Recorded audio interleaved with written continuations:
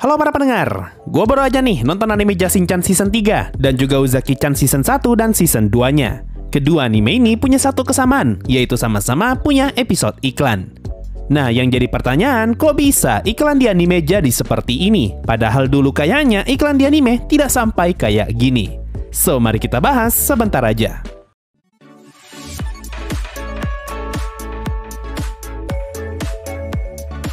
Seperti yang gue bilang di awal, kedua anime tadi yaitu Jashin-chan Season 3 dan juga Uzaki-chan Season 1 dan 2 sama-sama mempunyai episode yang seluruh isinya adalah iklan atau promosi.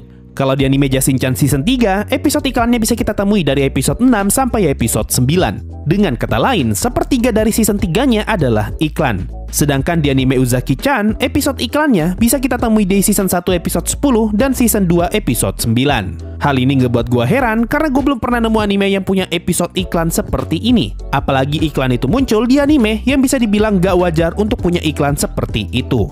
Contohnya anime Jashin-chan yang adalah anime slice of life komedi tentang manusia dan iblis ular yang pengen saling bunuh. Tapi tiba-tiba diselipin episode yang berisi iklan mengenai kota sehingga mereka diperlihatkan sedang berpindah dari satu kota ke kota lain. Contoh lainnya adalah anime Uzaki-chan. Ini adalah anime romance komedi yang memperlihatkan hubungan unik dari dua orang anak kuliahan yang sama sekali nggak ada unsur travelingnya. Lalu tiba-tiba ada episode yang bercerita tentang kepergian mereka ke suatu kota dan mereka pun menelusuri seisi kota itu.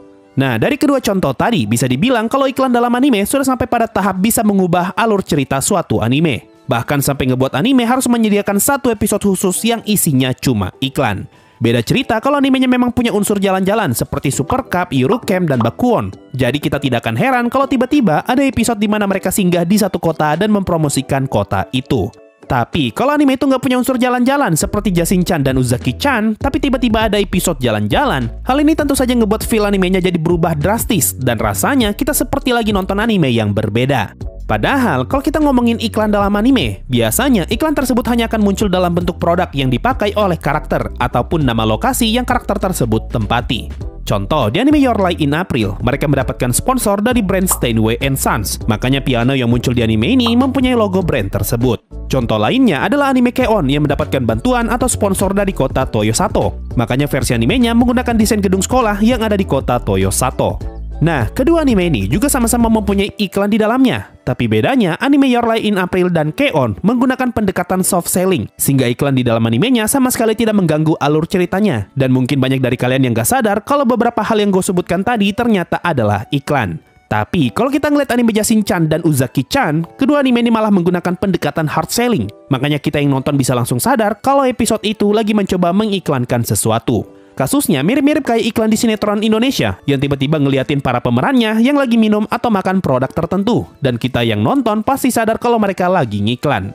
Masalahnya nih, kita sudah sampai di tahap di mana pengiklan bisa dalam tanda kutip membeli satu episode di suatu anime. Padahal dulu yang namanya iklan hanya sebatas pada peletakan produk atau penyebutan nama. Bahkan mungkin suatu saat nanti akan ada tren di mana episode filler anime malah berubah menjadi episode sponsor. Sebenarnya ya, perkara iklan di dalam anime tidak akan menjadi masalah asalkan iklannya tidak mengganggu jalan cerita animenya.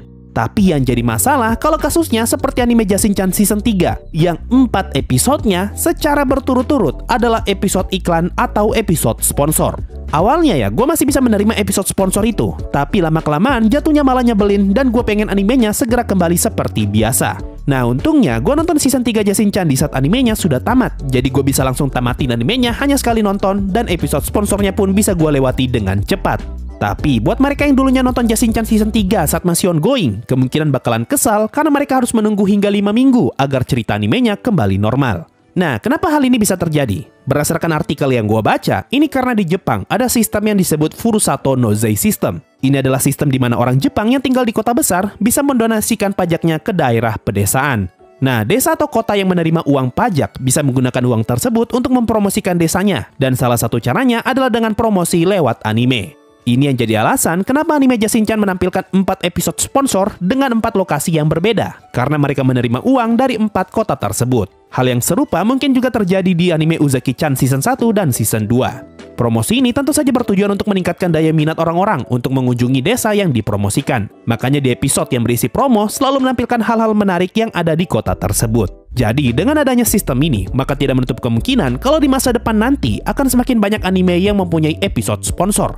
terutama untuk judul-judul anime yang berhasil tayang berkat bantuan dana dari uang donasi seperti anime Jashin-chan Season 3. Dan juga mungkin saja akan ada semakin banyak desa atau kota yang ingin meningkatkan pariwisata di tempat mereka dengan cara promosi melalui anime. Sampai-sampai pada tahap seperti yang gue bilang tadi, di mana episode filler akan berubah menjadi episode sponsor. Ya, kita tidak tahu gimana ke depannya.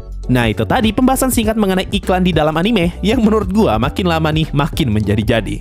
Kita makin gak bisa lari dari iklan, Pak. Udah nonton YouTube dapat iklan, nonton anime juga dapat iklan. Gimana pendapat kalian nih mengenai fenomena ini? Coba komen di bawah. Makasih semua yang sudah mendengarkan dan bye-bye.